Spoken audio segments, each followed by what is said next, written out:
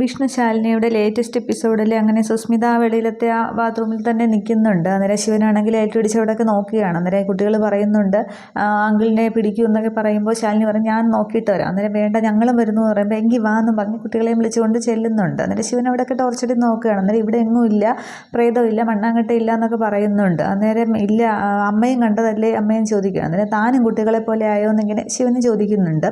എന്നിട്ട് അങ്ങോട്ടൊക്കെ ലൈറ്റ് അടിച്ച് പോയി നോക്കുകയാണ്. അന്നേരം പിന്നെ ശാലിനി പറയുന്നുണ്ട് ശിവ അങ്ങോട്ടൊന്നും പോകണ്ട, ഇനി കള്ളന്മാർ വല്ലതും ആണെങ്കിൽ അവരുടെ കയ്യിൽ ആയുധം വല്ലതും കാണുന്ന പറയുമ്പോൾ ഓ പിന്നെ കള്ളന്മാരെന്നൊക്കെ പറഞ്ഞ് ഇവിടെ എങ്ങും ആരും ഇല്ല എന്ന് പറയുന്നുണ്ട്. അന്നേരം ചിലപ്പോൾ ഡ്രാക്കുള ആയിരിക്കും വന്നത്, ഇപ്പോൾ ഒരു രക്തം കുടിക്കും എന്നൊക്കെ ഇങ്ങനെ പറയുകയാണ്. കുട്ടികൾ ഇങ്ങനെ പറയുന്നുണ്ട്. അന്നേരം മനുഷ്യനെ പേടിപ്പിക്കാതിരി എന്നൊക്കെ ശാലിനി പറയുമ്പോൾ അമ്മയ്ക്ക് പേടിയുണ്ട് എന്നൊക്കെ കുട്ടികൾ പരസ്പര ചെവിയിൽ അങ്ങോട്ടും ഇങ്ങോട്ടൊക്കെ പറയുകയാണ്.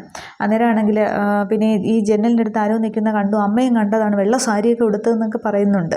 അന്നേരം ജനലാണെങ്കിൽ ശിവൻ വെളിയിൽ നിന്ന് അടയ്ക്കുന്നുണ്ട്. ഇപ്പോൾ പ്രശ്നം തീർന്നില്ലേ എന്ന് പറയുന്നുണ്ട്. അപ്പം ശാലിനി പറയുന്നുണ്ട് അവിടെ ഒരു നീല വീപ്പ ഇരിപ്പുണ്ട്, അതെടുത്ത് ജനലിൻ്റെ അടുത്തേക്ക് വെച്ചേക്കാനായിട്ട്. അന്നേരം ശിവനാണെങ്കിൽ അതെടുത്ത് വയ്ക്കുന്നുണ്ട്. ഇനി ഓക്കെ അല്ലേ എന്ന് പറയുകയാണ്. അന്നേരം ഇനി ഒന്നുമില്ല, ഇനിയിപ്പോൾ നിങ്ങൾക്ക് പ്രേതത്തിൻ്റെ കഥയൊന്നും വേണ്ടല്ലോ എന്നിങ്ങനെ ശിവൻ ചോദിക്കുമ്പോൾ ഞങ്ങൾക്കിനി ഒരു കഥയും വേണ്ട എന്ന് പറയുകയാണ്. അന്നേരം എങ്കിൽ പിന്നെ വന്ന് കിടക്കാൻ നോക്ക്, ഇവിടെ ഒന്നും ഇല്ല എന്നുണ്ട്. ശാലിനി ആദ്യം അകത്തേക്ക് പോകുന്നുണ്ട്.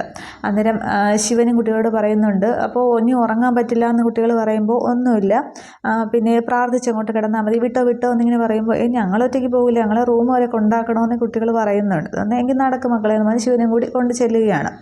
അന്നേരമാണെങ്കിൽ ശാലിനി അകത്തുനിന്ന് ജനലിൻ്റെ കുറ്റിയിടാൻ നോക്കുമ്പോൾ അയ്യോ ഇതിൻ്റെ കൊളുത്ത് പോയല്ലോ, ഇനി കുട്ടികളോട് പറയേണ്ട, അവർ പേടിക്കും എന്നിങ്ങനെ പറയുകയാണ്. അന്നേരം ശിവൻ ഇത് കണ്ടുകൊണ്ട് വരുന്നുണ്ട് കുട്ടികളെയും കൊണ്ട് വരുമ്പോൾ. അന്നേരം അതിൻ്റെ കൊളുത്ത് പിന്നെ അത് ഇടാൻ പറ്റില്ല എന്ന് പറയുമ്പോൾ അത് ശരിയല്ല എന്നിങ്ങനെ ശാലിനിയും പറയുന്നുണ്ട്.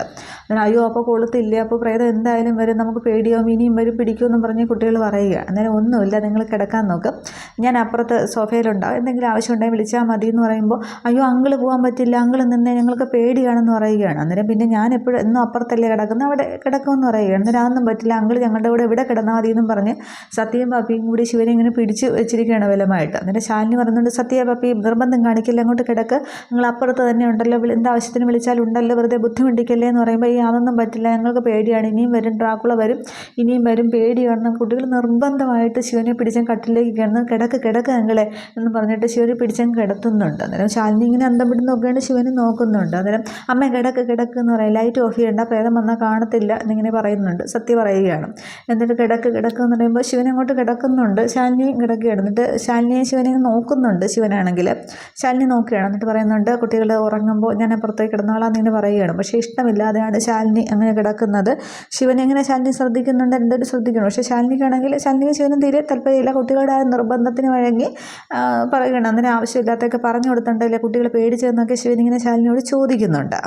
ഇതേ സമയം അവിടെ സുസ്മിതയാണെങ്കിൽ ആ ബാത്റൂമിൽ നിന്ന് വെളിയിലേക്ക് ഇറങ്ങി വരുന്നുണ്ട്. എന്നിട്ട് ആ ജനലിങ്ങനെ അവിടെ വെളിയിൽ നിന്ന് തന്നെ തുറക്കുന്നുണ്ട്. അന്നേരം ഇവരാണെങ്കിൽ അറിയുന്നില്ല. പക്ഷേ കുട്ടികൾ ഉറങ്ങുന്നുണ്ട്, ശിവനും ശാലിനിയും ഉറക്കമായിട്ടില്ല. അവരിങ്ങനെ ആ ടെൻഷനിൽ ഇങ്ങനെ ആലോചിച്ചിങ്ങനെ കിടക്കുകയാണ്. അന്നേരം സുസ്മിതയെ ജനൽ തുറക്കുമ്പോൾ ഈ ഇങ്ങനെ 4 പേരും കൂടി ഇങ്ങനെ കിടക്കുന്ന സീൻ തന്നെ കാണുന്നുണ്ട്. അപ്പോൾ പിന്നെ ഒന്നിച്ചൊരു കുടുംബം പോലെ താമസം തുടങ്ങിയല്ലേ, ഇത് സത്യം അറിയിക്കേണ്ടവരെയൊക്കെ അറിയിക്കുക തന്നെ വേണമല്ലോ എന്നും പറഞ്ഞ് സുസ്മിത ആണെങ്കിൽ അതിങ്ങനെ ഫോട്ടോ എടുക്കുകയാണ്. എന്നിട്ട് സത്യഭാമയുടെ കാതുകളിൽ എത്തിക്കുക തന്നെ വേണം എന്ന് പറഞ്ഞിട്ട് അതുമായിട്ട് സുസ്മിത അവിടെ നിന്ന് പോകുന്നുണ്ട്.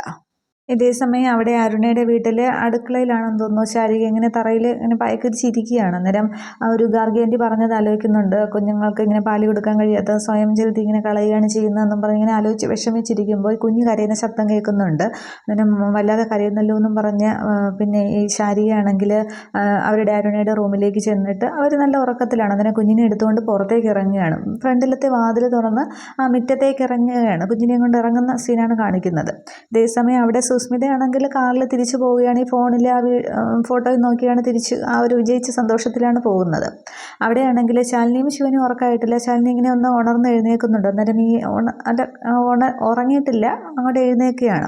അന്നേരം ജനൽ തുറന്നു കിടക്കുന്ന കാണുന്നുണ്ട്. അന്നേരം ഇതാരാ വീണ്ടും തുറന്നതെന്ന് പറഞ്ഞ് ചേർത്ത് വയ്ക്കുന്നുണ്ട്. അന്നേരം കാറ്റത്ത് തുറന്നായിരിക്കും എന്നിങ്ങനെ ശിവൻ പറയുന്നുണ്ട്. എന്നിട്ട് ശാലിനി കട്ടിലിൽ നിന്ന് എഴുന്നേറ്റ് പിന്നെ അങ്ങോട്ട് വെളിയിലേക്ക് ഇറങ്ങാൻ പോകുമ്പോൾ ശാലിനി നിൽക്കുക എന്ന് പറയുകയാണ്. അതൊന്ന് ഈ ശിവനെയാണെങ്കിൽ പപ്പിയാണെങ്കിൽ ഇറുക്കി പിടിച്ച് വെച്ചിരിക്കുകയായിരുന്നു. സത്യമാണെങ്കിൽ ശാലിനിയും പിടിച്ചു വെച്ചിരിക്കുകയാണ് എഴുന്നേറ്റ് പോകാതിരിക്കാൻ വേണ്ടിയിട്ട്. അന്നേരം നിൽക്കുക എന്ന് പറഞ്ഞിട്ട് ശിവനാണെങ്കിൽ പപ്പിയുടെ കൈ മാറ്റിയിട്ട് അങ്ങോട്ട് എഴുന്നേൽക്കുന്നുണ്ട്. അന്നേരം എവിടേക്കാന്ന് ചോദിക്കുമ്പോൾ എനിക്ക് കിടന്നിട്ട് ഒരു ഇത് വരുന്നില്ല എന്ന് പറയുകയാണ്. അന്നേരം പിന്നെ നിൽക്കുക ഞാൻ എപ്പോൾ ഇങ്ങോട്ടത്തെ ഞാൻ പുറത്ത് സോഫയിൽ കിടന്നോളാം എന്ന് പറയുമ്പോൾ വേണ്ട ഞാനല്ലേ പുറത്ത് പോകേണ്ടത്, ഞാൻ പൊയ്ക്കോളാം എന്ന് പറഞ്ഞിട്ട് ശിവൻ എഴുന്നേൽക്കുന്നുണ്ട്. എന്നിട്ട് പറയുകയാണ് ഇത് കുട്ടികൾ നിർബന്ധിച്ചുകൊണ്ടല്ലേ നമുക്കിങ്ങനെയൊക്കെ ചെയ്യേണ്ടി വന്നത്, അല്ലാതെ വേറൊന്നുമല്ല, അതിലൊന്നും കാണേണ്ട ആവശ്യമില്ല എന്നിങ്ങനെ പറയുന്നുണ്ട്. നമ്മൾ തെറ്റൊന്നും ചെയ്യാത്തിടത്തോളം കാലം അങ്ങനെ ചിന്തിക്കേണ്ട നമ്മളുടെ വ്യക്തിത്വം നമുക്കറിയാമല്ലോ, അപ്പോൾ അങ്ങനെ ചിന്തിക്കേണ്ട ആവശ്യമില്ല എന്നിങ്ങനെ ഞാൻ കുറച്ചുകൂടി ശ്രദ്ധിക്കണമായിരുന്നല്ലേ എന്നൊക്കെ ശിവൻ പറയുന്നുണ്ട്. അന്നേരം സമൂഹം പക്ഷേ നമ്മളെ അങ്ങനെയല്ല കാണുന്നത്, കഴുകൻ്റെ കണ്ണുകളോടെയാണ് അവർ നോക്കിക്കാണുന്ന, കഥകൾ പറയുന്നത് വേറെ ആയിരിക്കും എന്നൊക്കെ പറയുമ്പോൾ സുഹൃബന്ധത്തിൻ്റെ പേരിൽ എത്രയോ പേര് ഒരുമിച്ച് കഴിയുന്നവരുണ്ട്. ഒന്നിച്ചൊരു മുറിയിൽ കഴിഞ്ഞു എന്ന് കരുതി അവരുടെ വ്യക്തിബന്ധത്തിന് കോട്ടമൊന്നും വരാറില്ലല്ലോ. നമുക്ക് നമ്മളെ വിശ്വാസമുള്ളിടത്തോളം കാലം, നമ്മുടെ വ്യക്തിത്വത്തെ വിശ്വാസമുള്ളിടത്തോളം കാലം മറ്റുള്ളവരെ ഞങ്ങൾ പറഞ്ഞ് ബോധ്യപ്പെടുത്തേണ്ട ആവശ്യമില്ല. അങ്ങനെ ഓടി വിളിക്കാൻ ശ്രമിച്ചാൽ അതിനെ സമയം കാണത്തുള്ളൂ. നമ്മുടെ മാന്യതയാണ് നമുക്ക് വേണ്ടത്, അങ്ങനെയൊന്നും മാറണ്ട, നമ്മളെ നമുക്ക് വിശ്വാസം ഉണ്ടല്ലോ എന്നൊക്കെ ഇങ്ങനെ ശാലിനിയോട് സംസാരിക്കുമ്പോൾ ശാലിനി ഇങ്ങനെ നോക്കുന്നുണ്ട്. എന്നിട്ട് പറയുകയാണ് ഞാൻ പുറത്ത് കിടക്കാം എന്ന് പറഞ്ഞിട്ട് ശിവനാണെങ്കിൽ അങ്ങോട്ട് അവിടെ ടോർച്ച് എടുത്തുകൊണ്ട് അങ്ങോട്ട് തിരിയുകയാണ്. എന്നിട്ട് ശിവൻ ഇങ്ങനെ ശാലിനിയെ തന്നെ നോക്കുന്നുണ്ട്. അങ്ങനെ പറഞ്ഞത് മറ്റാരെയും ശ്രദ്ധിക്കേണ്ട ആവശ്യമില്ല, സുഹൃബന്ധത്തിൻ്റെ പേരിൽ നമ്മുടെ ബന്ധം ഇങ്ങനെയാണെന്നൊക്കെ ശിവൻ കുറേ സംസാരിക്കുന്നുണ്ട്.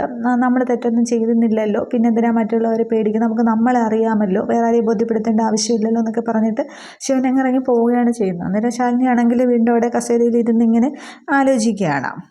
ഇതേ സമയം അവിടെ അരുണയാണെങ്കിൽ ഉറക്കം ഉണരുന്നുണ്ട്. എല്ലാ ഉറക്കത്തിൽ തന്നെ ഇങ്ങനെ കൈ വെച്ച് നോക്കുമ്പോൾ കുഞ്ഞിനെ കാണുന്നില്ല. എന്നിട്ട് പെട്ടെന്ന് കണ്ണൂർ നോക്കുമ്പോൾ കാണുന്നില്ല. പെട്ടെന്ന് ലൈറ്റ് ഇടുകയാണ്. എന്നിട്ട് മൂർത്തി എന്നും പറഞ്ഞ് വിളിക്കുകയാണ്. എന്നിട്ട് എന്താ ചോദിക്കുന്നത്, മോളെ കാണാനില്ല എന്ന് പറയും. എന്നിട്ട് കാണാനില്ലെന്നോ എന്നിങ്ങനെ പറയുന്നുണ്ട്. എന്നിട്ട് നമുക്ക് നോക്കാമെന്ന് പറയുന്നുണ്ട്. അന്നേരം ചിലപ്പോൾ ശാരദ എങ്ങനെ എടുത്തുകൊണ്ട് പോയതായിരിക്കും എന്ന് പറയുമ്പോൾ നമ്മുടെ റൂമിൽ കയറിയോ എന്നിങ്ങനെ അരുണ പറയുന്നുണ്ട്. നോക്കുമ്പോൾ റൂമിൻ്റെ വാതിൽ തുറന്നു കിടക്കുന്നുണ്ട്. അന്നേരം ഇതാരാ തുറന്നിട്ടതെന്നും പറഞ്ഞാൽ ഹാളിലേക്ക് വരികയാണ്. അന്നേരം ഇനിയിപ്പോൾ എവിടെ പോയി നോക്കുകയെന്ന്, ഞാൻ നന്ദനയുടെ റൂമിൽ പോയി നോക്കട്ടെ, നീ ശാരദയുടെ അടുത്ത് പോയി നോക്ക് എന്ന് പറയുകയാണ്. അന്നേരം മൂർത്തി മുകളിലേക്ക് പോകുന്നുണ്ട് നന്ദനയുടെ അടുത്തേക്ക്. പക്ഷെ കാണുന്നില്ല, നന്ദനയും കൊണ്ട് തിരിച്ചിറങ്ങിയിരിക്കുകയാണ്. അരുണയാണെങ്കിൽ അടുക്കളയിൽ വന്ന് നോക്കുമ്പോൾ അവിടെ ആ വിരിച്ചിട്ട അത് ഷീറ്റ് മാത്രമേ ഉള്ളൂ. അന്നേരം ഇല്ല എന്ന് പറഞ്ഞ് അച്ഛന്നൊക്കെ വിളിക്കുന്നുണ്ട്. അന്നേരം അച്ഛനും അമ്മയും ഒക്കെ എല്ലാവരും ഹാളിലേക്ക് വരികയാണ്. അന്നേരം എന്ത് പറ്റിയും ചോദിക്കും. കുഞ്ഞിനെ കാണാനില്ല, ഞങ്ങളുടെ റൂമിൽ ഞങ്ങളുടെ കൂടെ ഉറക്കി കിടത്തിയതാണ്, ഇപ്പോൾ കാണാനില്ല എന്ന് പറയുന്നുണ്ട്. അന്നേരം ഈ അമ്മ പറയുന്നുണ്ട് ചിലപ്പോൾ ശാരദ എടുത്തുകൊണ്ട് പോയതായിരിക്കും. അന്നേരം അവൾ ആ മുറിയിൽ കാണാനില്ല എന്ന് പറയുകയാണ്. അന്നേരം അവൾ ഇനിയിപ്പോൾ കുഞ്ഞിനെയും കൊണ്ട് എങ്ങനെ പോയതായിരിക്കും എന്നിങ്ങനെ ഈ നന്ദന പറയുന്നുണ്ട്. അന്നേരം നമുക്ക് പോയി നോക്കാം, റെയിൽവേ സ്റ്റേഷനിലോ ബസ് സ്റ്റാൻഡിലോ എവിടെ ആയാലും അധിക ദൂരമൊന്നും പോയി കാണില്ല, വാന്ന് പറഞ്ഞ് അരുണയെ വിളിച്ചുകൊണ്ട് മൂർത്തി പുറത്തേക്ക് ഇറങ്ങാൻ തുടങ്ങുമ്പോൾ ആ ഫ്രണ്ട് ഡോറും തുറന്നിടുന്നു. ഇതാരാ തുറന്നിട്ടതെന്നും പറഞ്ഞ് അവർ വെളിയിലോട്ട് ഇറങ്ങുന്നുണ്ട്. അന്നേരം ഈ വാസുദേവൻ പറയുന്നുണ്ട്, മുത്തശ്ശൻ പറയുകയാണ് എൻ്റെ ഫോണിങ് എടുത്തുകൊണ്ട് ഈശ്വര നമ്മുടെ കുഞ്ഞിനെ നമുക്ക് തിരിച്ചു കിട്ടണേ എന്നൊക്കെ ഇവരങ്ങ് പ്രാർത്ഥിക്കുകയാണ്. എന്നിട്ട് അവർ വെളിയിലോട്ട് ഇറങ്ങിയിട്ട് മൂർത്തിയാണെങ്കിൽ പെട്ടെന്ന് കാറി കയറുന്നുണ്ട്, നന്ദനയും കയറുകയാണ്. അന്നേരം നമുക്ക് ആളുകളെ മനസ്സിലാക്കാനായിട്ട് സാധിച്ചില്ലല്ലോ, എന്താ മനസ്സിലാക്കാത്ത അരുണയെന്ന് പറയുമ്പോൾ ഗാർഗി ആൻറ്റി കൊണ്ടുവന്നതല്ലേ, പിന്നെ നമ്മൾ വിശ്വാസമാണെന്ന് കരുതിയല്ലേ എന്ന് പറയുകയാണ്.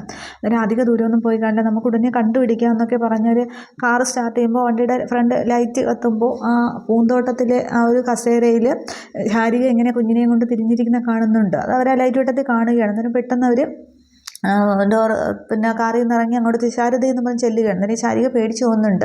പെട്ടെന്ന് കുഞ്ഞിനെ അങ്ങ് അരുണ വാങ്ങുകയാണ്. അന്നേരം നീ കുഞ്ഞിനെ എന്തിനാ എടുത്തതെന്ന് ചോദിക്കുന്നുണ്ട്. അന്നേരം കുഞ്ഞിനെ കാണാൻ നിന്നപ്പോൾ നമ്മൾ എന്തുമാത്രം വിഷമിച്ചറിയുമെന്ന് ചോദിക്കുകയാണ്. അന്നേരം കുഞ്ഞ് കിടന്ന് കരഞ്ഞപ്പോൾ ഞാൻ കരച്ചിൽ മാറ്റാൻ വേണ്ടി കൊണ്ടുവന്നതാണെന്ന് ഇങ്ങനെ ശാരി പറയുന്നുണ്ട്. അന്നേരം നമ്മുടെ റൂമിൽ കയറാൻ നിന്നോട് ആരാ പറഞ്ഞതെന്ന് ചോദിക്കുന്നുണ്ട്. മൂർത്തി ദേഷ്യപ്പെടുകയാണ്. അതേ വാസുദേവനും സാവിത്രി കാർത്തിയായനിയും പിന്നെ നന്ദനയും ഒക്കെ അങ്ങോട്ടത്തേക്ക് വരുന്നുണ്ട്. അന്നേരം അല്ല നിങ്ങൾ രണ്ടുപേരും നല്ല ഉറക്കത്തിലായിരുന്നു, ഉറക്കം കെടുത്തണ്ടെന്ന് വിചാരിച്ചു എന്ന് പറയുമ്പോൾ എന്നാലും കുഞ്ഞിനെടുത്തോണ്ടും പറയണ്ടേ, നമ്മൾ ഈ കുഞ്ഞിനെ കാണാതെ നമ്മൾ എന്തുമാത്രം വിഷമിച്ചെന്നോ, ഒരുപാട് പ്രാർത്ഥനകൾക്കും നേർച്ചകൾക്കും ശേഷം കിട്ടിയ കുട്ടിയാണ്, അതിനെ അങ്ങനെ അടർത്തി മാറ്റാനായിട്ട് കഴിയില്ല എന്ന് പറയുമ്പോൾ പിന്നെ ഞാൻ ഈ കുഞ്ഞിനെയും കൊണ്ട് പോയെന്ന് വിചാരിച്ചു, അല്ലെങ്കിൽ നിങ്ങളുടെ കുഞ്ഞിനെയും കൊണ്ട് ഞാൻ എങ്ങോട്ട് പോകാൻ, എന്തിനാ നിങ്ങളുടെ കുഞ്ഞിനെ എനിക്ക് എന്നിങ്ങനെ പറയുകയാണ്. ഞാൻ അങ്ങനെയൊന്നും ചെയ്യില്ല എന്ന് പറയുകയാണ്. അന്നേരം ഞങ്ങളോട് ചോദിച്ചിട്ട് വേണം എടുക്കാനായിട്ട് എന്നിങ്ങനെ മൂർത്തി പറയുമ്പോൾ കുഞ്ഞിൻ്റെ കരച്ചിൽ കേട്ടപ്പോൾ അന്ന് ഓർത്തില്ല, ക്ഷമിക്കണം, ഇനി ആവർത്തിക്കില്ല എന്നിങ്ങനെ തൊഴുത് ശാരിക പറയുമ്പോൾ അവർക്ക് എല്ലാവർക്കും വിഷമം തോന്നുകയാണ്. ഒന്ന് ശാരിക അങ്ങ് മാറിപ്പോകുന്നുണ്ട്.